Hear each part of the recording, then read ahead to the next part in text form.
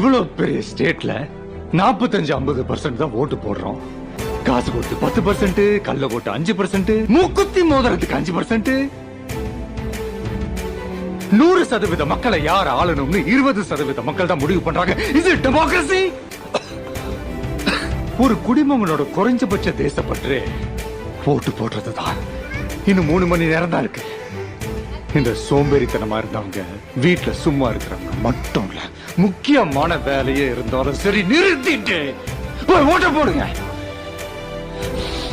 1/2 மணி நேரம் கியூல நின்னு ஒரே ஒரு விரல் அழுத்தி உன் நாட்டுக்காக ஒரு ஓட்டு கூட போட முடியலன்னா நீ தாண்டா முதல் திருட, நீ தாண்டா முதல் குற்றவாளி.